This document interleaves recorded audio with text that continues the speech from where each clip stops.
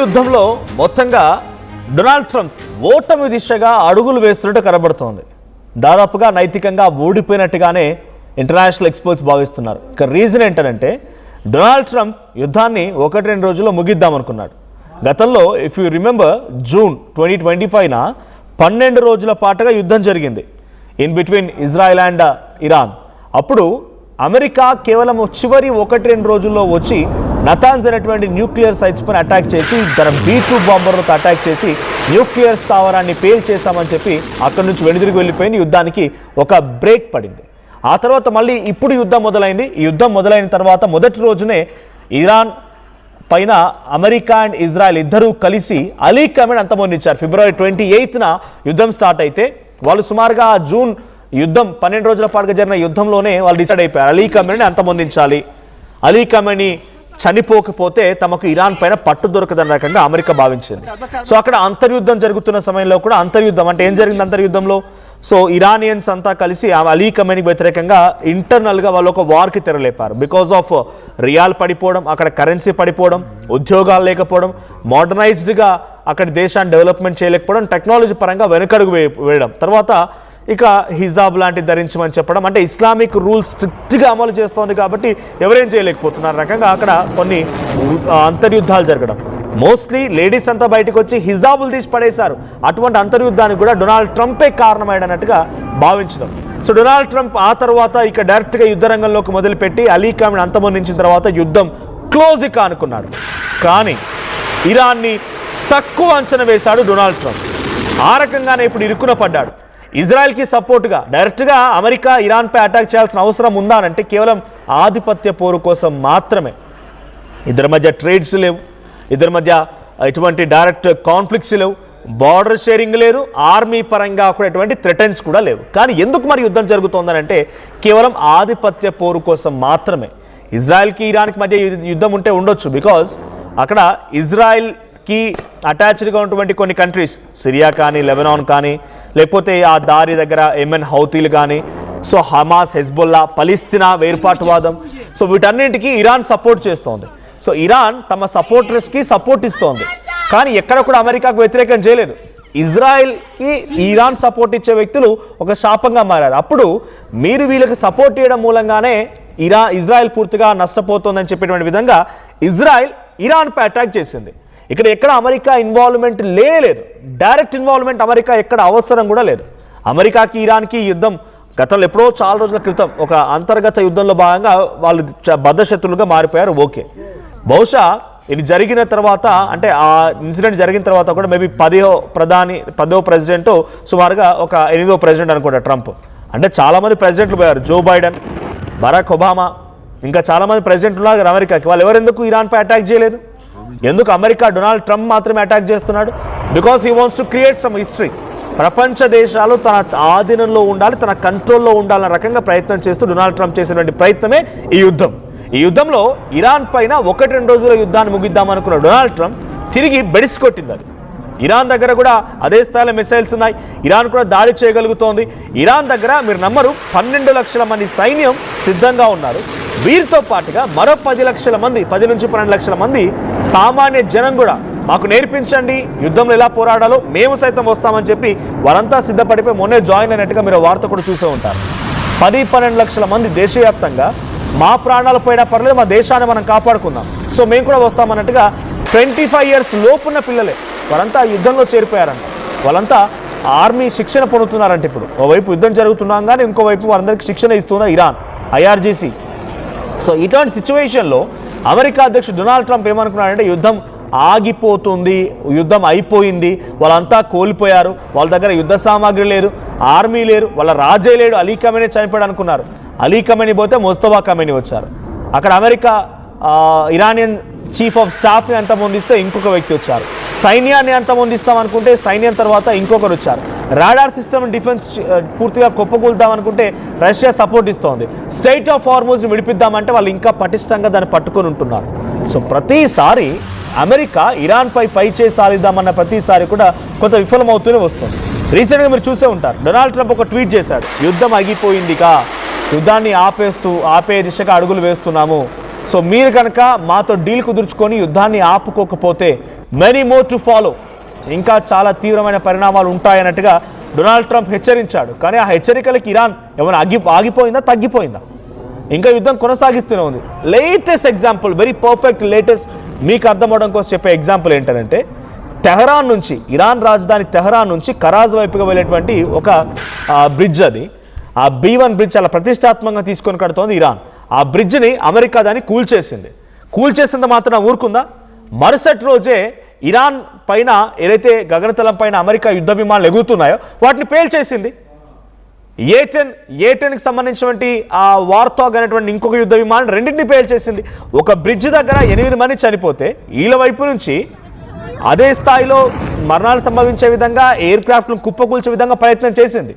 So మరణాలు సంభవించకపోవచ్చు, కానీ ఒక పైలట్ని పట్టుకోగలిగింది, క్యాప్చర్ చేయగలిగింది, 2 యుద్ధ విమానాలను కూడా సక్సెస్ఫుల్గా పేల్చగలిగింది, స్ట్రైట్ ఆఫ్ హార్మోజ్ని మరింత పటిష్టం చేయగలిగింది.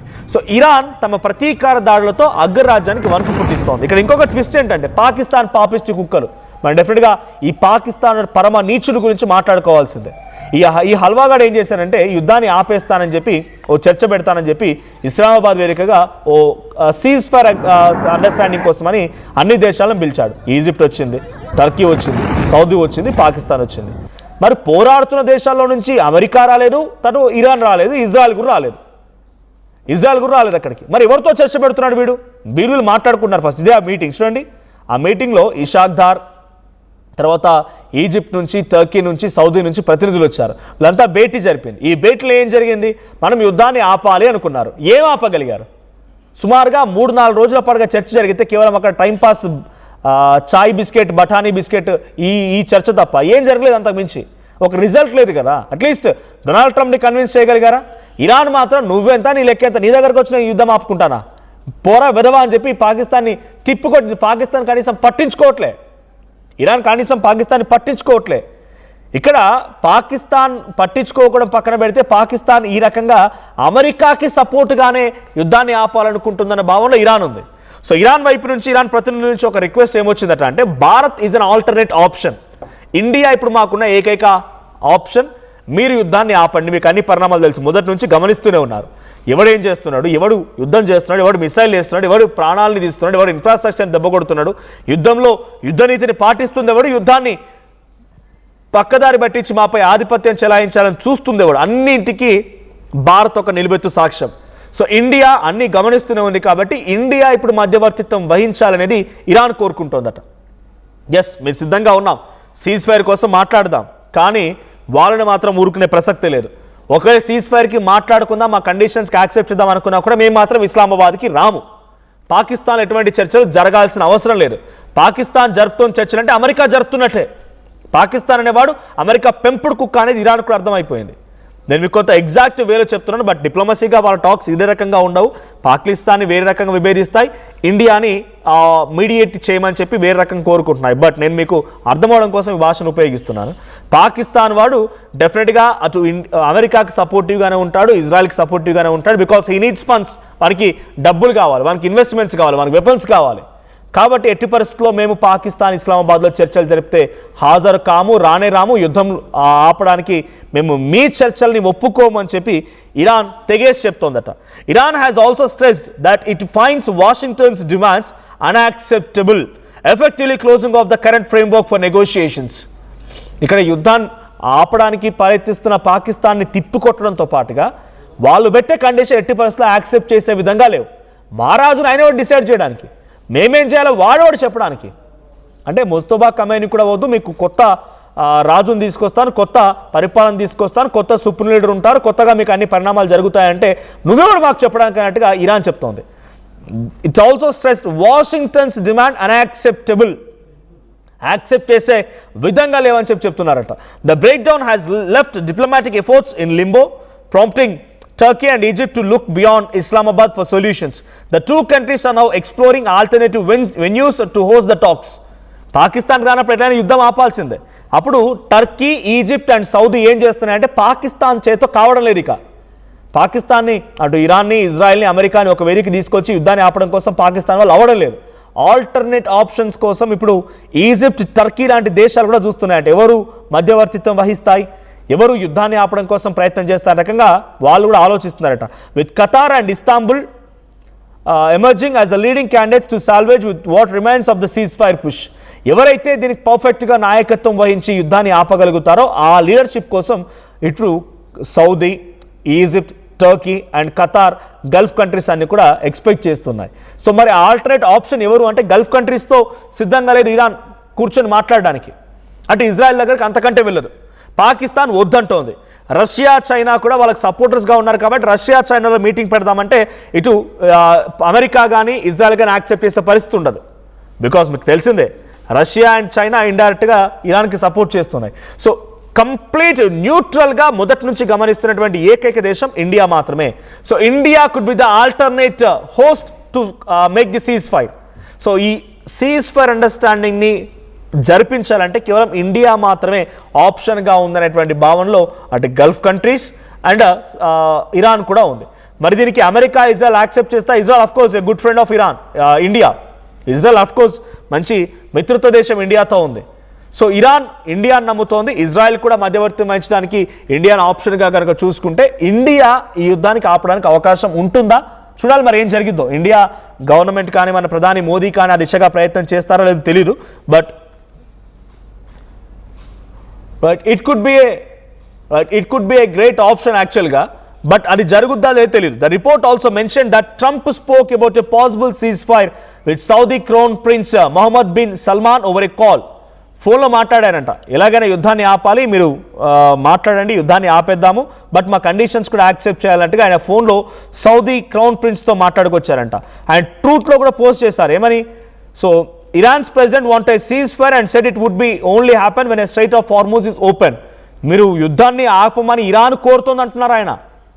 ఇక్కడ డొనాల్డ్ ట్రంప్ యొక్క 2 నాలుకల ధోరణి ఎలా ఉందనంటే ఇరాన్ యుద్ధాన్ని ఆపమని కోరుతుంది అని చెప్పేటువంటి మాటని డొనాల్డ్ ట్రంప్ చెప్తూనే అటు సౌదీతో చెప్తున్నాడు ఏమని యుద్ధాన్ని ఆపుదాము, వాడిని ఏమైనా కండిషన్స్ ఒప్పుకోమని చెప్పనేది. అంటే ఇరాన్ ఎక్స్పెక్ట్ చేస్తోంది యుద్ధం ఆగిపోవాలని చెప్పినటువంటి వర్షన్లో డొనాల్డ్ ట్రంప్ బయటికి పోర్ట్రే చేస్తున్నాడు. బట్ యాక్చువల్గా యుద్ధం ఆగిపోవాల్సిన అవసరం ఎవరికి ఉందనంటే అమెరికాకే.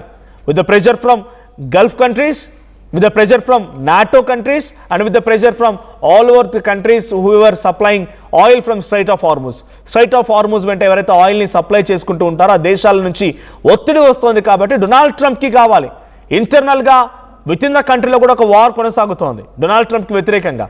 కాబట్టి అప్పుడు డొనాల్డ్ ట్రంప్ ఏమనుకున్నాడు, యుద్ధాన్ని ఆగిపోవాలి, కానీ బయటికి ఎలా పోర్ట్రే చేయాలి. ఇరానే భయపడిపోయి మమ్మల్ని యుద్ధం ఆపమంటోంది, యుద్ధం ఆపుతాం, కానీ ఎప్పుడు స్ట్రైట్ ఆఫ్ హార్మూజ్ని ఫ్రీ మరియు ఓపెన్ అండ్ క్లియర్ రూట్ చేసినప్పుడు మాత్రమే యుద్ధాన్ని ఆపుతాన్న కండిషన్ నేను పెట్టాను అనేటువంటి మాటని డొనాల్డ్ ట్రంప్ చెప్తున్నారు.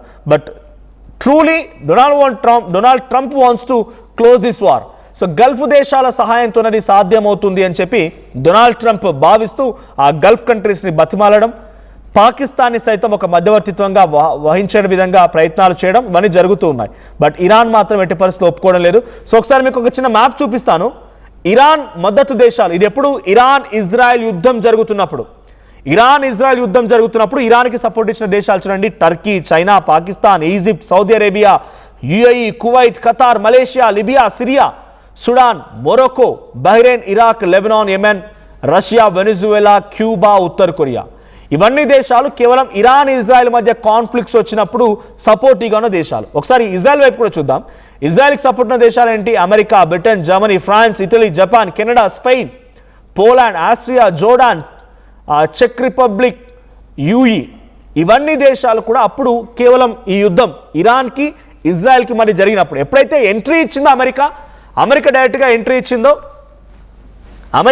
ఇచ్చిందో ఇదంతా బ్లాస్ట్ అయిపోయింది. అప్పటి నుంచి ఇప్పటి వరకు న్యూట్రల్గా ఉన్న దేశాలు Bharat, Australia, Bangladesh and Indonesia. ఈ దేశాలు మాత్రమే స్తబ్దుగా ఉన్నాయి. ఎవరి వైపు సపోర్ట్ లేదు, ఎవరికి నెగిటివ్గా లేదు.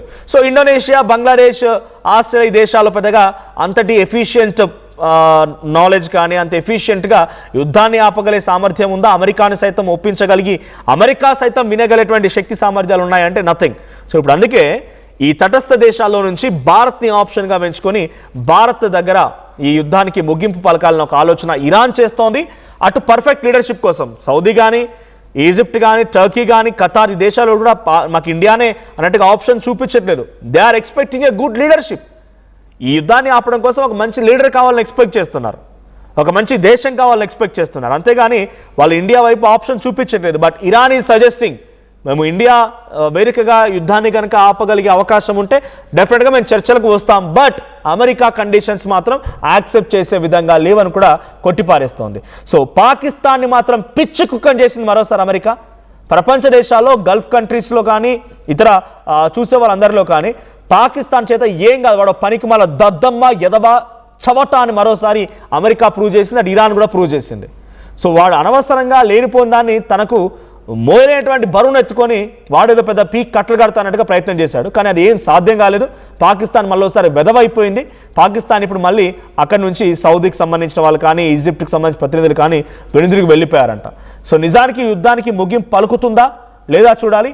బట్ డొనాల్డ్ ట్రంప్కి మాత్రం చెంపపెట్లాంటి సమాధానం ఇరాన్ ప్రతిసారి ఇస్తూనే ఉంది. సో మీరేమనుకుంటున్నారు? ఫైనల్గా యుద్ధంలో ఎవరు గెలిచారు, ఎవరు ఓడిపోయారు? డొనాల్డ్ ట్రంప్ విషయం చూస్తే, డొనాల్డ్ ట్రంప్ యొక్క ఆలోచన తీరు చూస్తే బయటికి ఒక రకంగా పోర్ట్రే చేయడం, ఇంటర్నల్గా మాత్రం ఇంకో రకంగా చర్చలు జరపడం, ఇవన్నీ చూస్తుంటే ఏమనిపిస్తోంది? కామెంట్ చేయండి.